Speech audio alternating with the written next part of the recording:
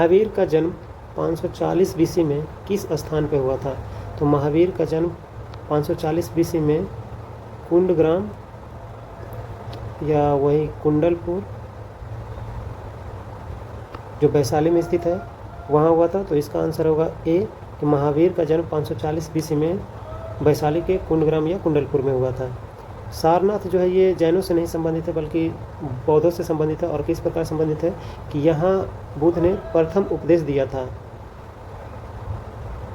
और इस घटना को जो है प्रथम उपदेश देने की घटना जो है ये बौद्ध धर्म में धर्म चक्र परिवर्तन के नाम से जाना गया। तो इस क्वेश्चन का आंसर हो जाएगा ए कि महावीर का जन्म 540 बीसी में वैशाली के कुंडग्राम या कुंडलपुर में हुआ था। पुरी में जो विश्व प्रसिद्ध जगन्नाथ मंदिर है उसका निर्माण किसने करवाया था? तो पुरी के जगन्नाथ मंदिर का निर्माण ये गंग वंशीय अनंत वर्मन ने करवाया था। तो इसका आंसर होगा बी। विक्रमशिला जो बौद्धों के वज्रयान शाखा का ऑक्सफोर्ड कहा जाता है, इसका स्थापना जो है किसने किया था? विक्रमशिला जो विश्वविद्यालय है जिसे कि बौद्धों का वज्रयान शाखा जो होता है उसके ऑक्सफोर्ड कहा जाता है, इसका स्थापना किसने किया था? किस पाल वंशीय शासक ने किया था? तो इसका आंसर होगा सी, धर्मपाल ने किया था। जबकि उदंतपुरी विश्वविद्यालय जो बिहार शरीफ में है उसका निर्माण गोपाल ने करवाया था। खजुराहो में जो मंदिर है, खजुराहो का मंदिर, उसका निर्माण किसने करवाया था? तो खजुराहो का मंदिर जो है उसका निर्माण बुंदेलखंड के चंदेलों ने करवाया था। तो इसका आंसर होगा सी। चालुक्य वंश के सबसे पहला शासक कौन थे? तो चालुक्य वंश के सबसे पहला शासक पुलकेशिन प्रथम थे। तो इसका आंसर होगा बी। कुषाण शासक जो कनिष्क था उसका राज्याभिषेक कब हुआ? तो कुषाण शासक कनिष्क का राज्याभिषेक 78 एडी में 78 ईस्वी में हुआ था और उसी के उपलक्ष्य में, राज्याभिषेक के उपलक्ष्य में ही कनिष्क ने यह 78 ईस्वी में शक संवत चलाया था, शक संवत कैलेंडर चलाया था जो कि अभी भारत का राष्ट्रीय कैलेंडर है।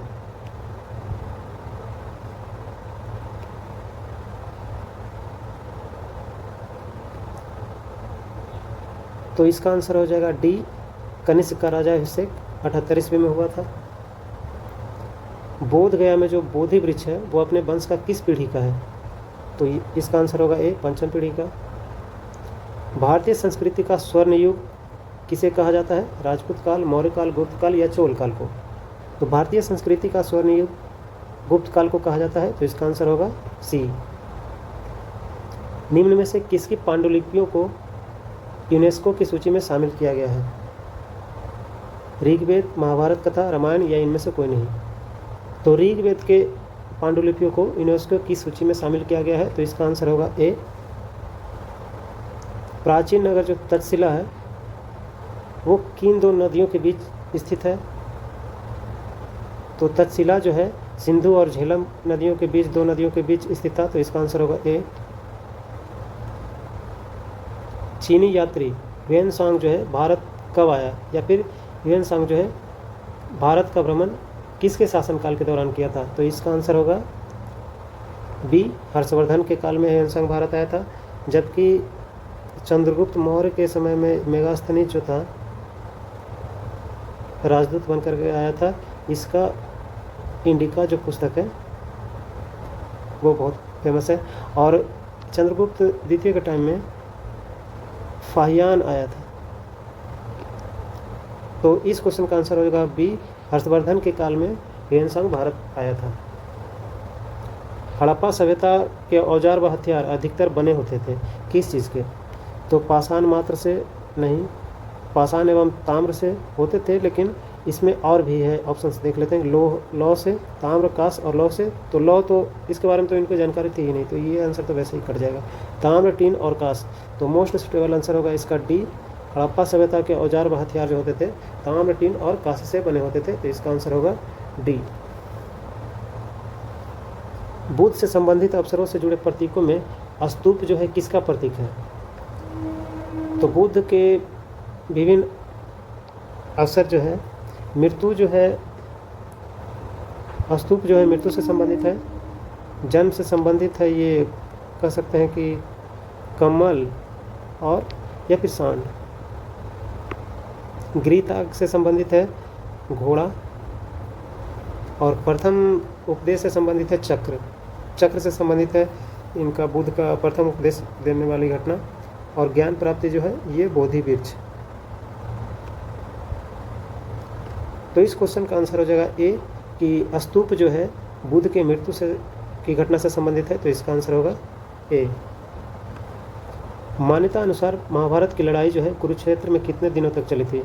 कुरुक्षेत्र ये जो हरियाणा में स्थित है, यहाँ महाभारत जो है 18 दिनों तक चली थी, और जिन्हें 18 महापर्व के रूप में देखा जाता है, तो इसका आंसर होगा बी। द्वितीय बौद्ध परिषद संगीति जो है कहाँ संपन्न हुई थी? तो प्रथम बौद्ध संगीति जो अजात शत्रु के टाइम में राजगीर में, और दूसरा जो हुआ था कालाशोक के शासनकाल में वैशाली में, और तीसरा जो हुआ था अशोक के टाइम में पाटलिपुत्र में, और चौथा ये कनिष्क के टाइम में कुंडल वन में जम्मू कश्मीर में हुआ था। तो यहाँ पूछ रहा है द्वितीय बौद्ध परिषद समिति, तो इसका आंसर हो जाएगा बी, वैशाली में, और किसके शासनकाल में? कालाशोक के शासनकाल में। बिंदुसार के शासनकाल के दौरान अशांति कहाँ हुई थी? तो बिंदुसार के शासनकाल में ये तक्षशिला में 2 विद्रोह हुए थे, जिसमें प्रथम विद्रोह को तो सुसीम दबाने गया था, और सेकेंड विद्रोह जो फाइनल जो कह सकते हैं उसको दबाने गया था अशोक। और ये उस टाइम कहाँ का उपराज्यपाल या राज्यपाल बोल सकते हैं, उपराज्यपाल कहाँ का था? तो ये था उज्जैनी का। लेकिन यहाँ क्वेश्चन पूछा हुआ है कि बिंदुसार के शासनकाल के दौरान अशांति या फिर कह लीजिए कि विद्रोह कहाँ हुई थी? तो ये हुआ था तक्षशिला में, तो इसका आंसर होगा बी।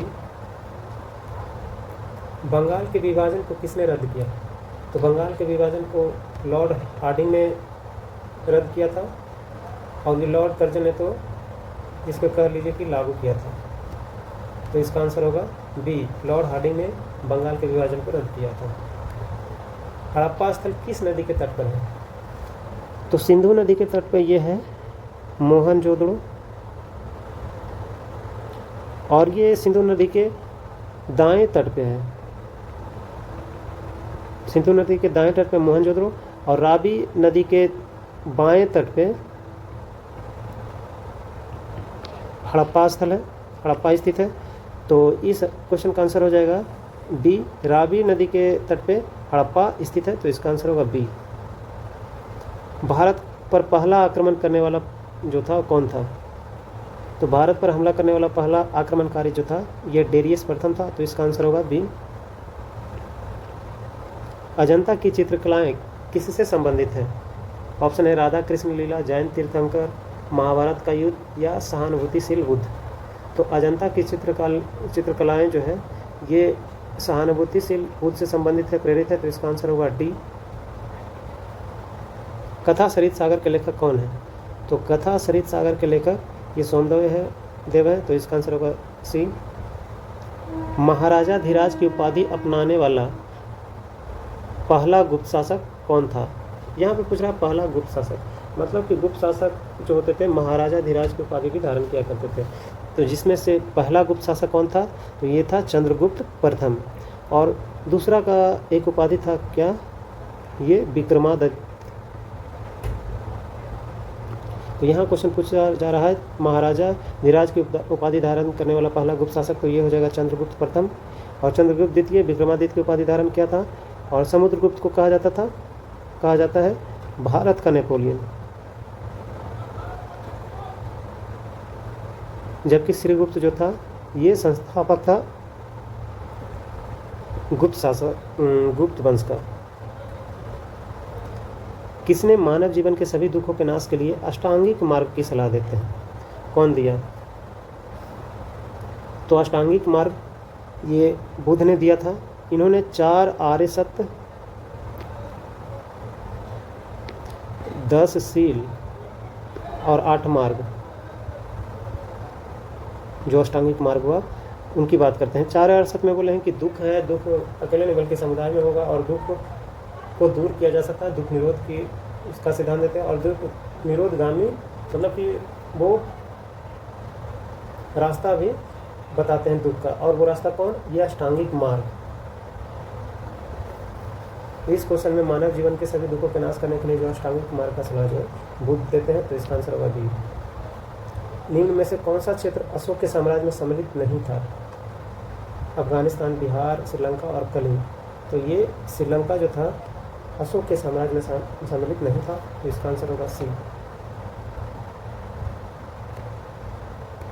अशोक के प्रस्तर अभिलेख जो है वो किसके प्रतीक थे? तो अशोक के प्रस्तर अभिलेख जो है ये प्रशासन के प्रतीक थे, तो इसका आंसर होगा सी। निम्न में से कौन सा जो है एक उपनिषद के उदय का अत्यधिक उपयुक्त कारण है? निम्न में से कौन जो है एक उपनिषद के उदय का अत्यधिक उपयुक्त कारण है? तो इसका आंसर होगा सी, सामंतवाद।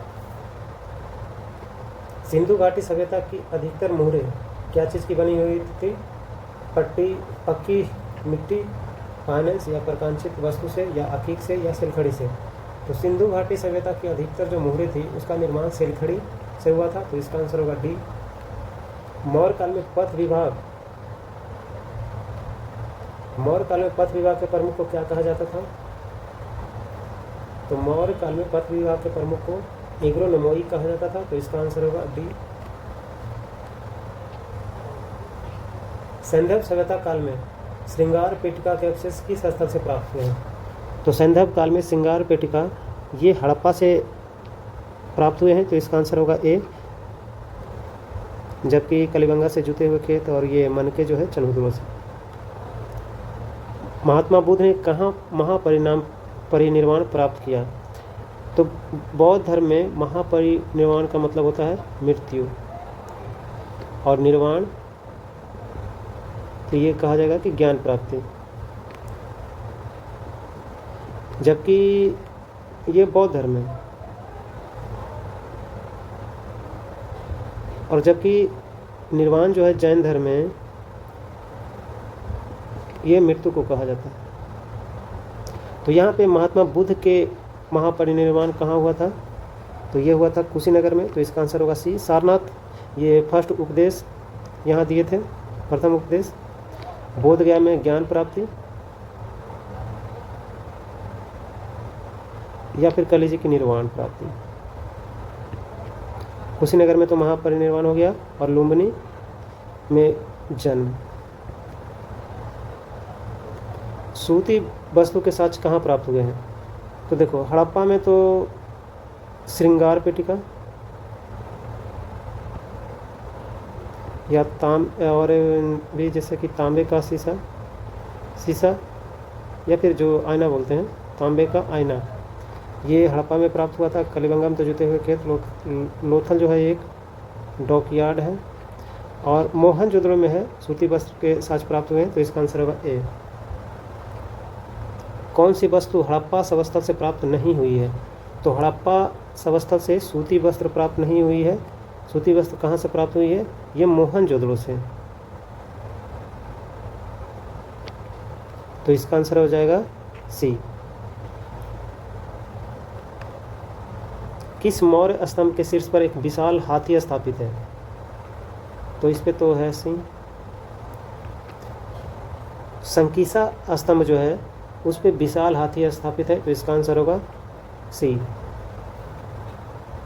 कौन सी पुस्तक बिंदुसार को अभिषिक्त क्षत्रिय वर्णित करता है, अभिषिक्त क्षत्रिय बताता है?